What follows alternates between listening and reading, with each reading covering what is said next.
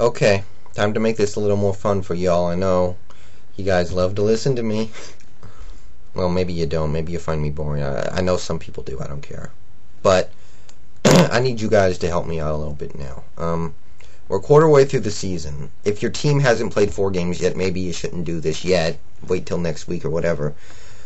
But we're a quarter of the way through, so it's a good chance to step back and take a look at your team, how things are going, how certain players are doing, and what you're on pace to do. That's what I like to do at the quarter point anyway.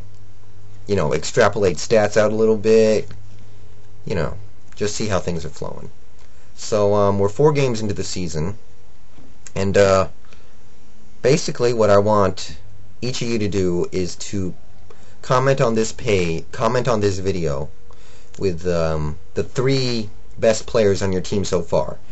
And if you can include stats, it's pretty easy for me to look it up, but it'll be easier for me if you mention how their stats are doing. And if you've got more than 3 players on your team that are just playing so spectacularly, you just gotta mention them. Go ahead, 4, 5, 6. If you're a New England fan, everyone, or whatever. Just name the marquee players on your team so far this year. For me, offensively, it's number 8. A little over 1,000 yards, 7 touchdowns, 3 picks, over 67% completion rating. He's been big for us, and I know he took some heat after last year, but he's having a great year so far. He puts us in a position to win every week. Other 2 guys would be defense. Lofa Tatupu, 31 tackles, 4 forced fumbles, 1 interception, a couple of passes defended. He's been the consummate defender. He's been all over the field doing everything for us.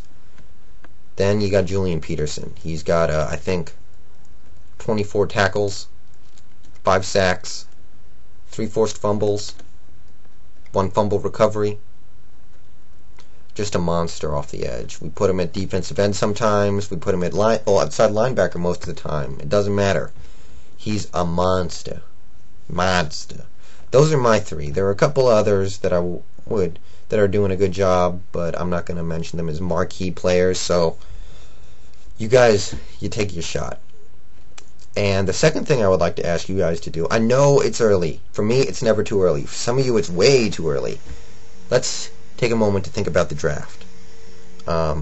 So basically, what I want each of you to also do is leave a comment on this video listing 3 positions, more if your team has a lot of needs, that you think your team is going to address as early as they can in the draft. Basically, 3 positions that they're weak at and need to draft at, you feel. I'm not asking you to predict the draft. That's ludicrous. Just name positions that your team needs to be beefed up on. I'm trying to compile a database. For my Hawks, number 1, tight end. Number 2, offensive guard. Number 3, defensive tackle. A big defensive tackle. I don't want none of these small guys no more. That's really about it. Obviously, if you have more needs, feel free to mention it.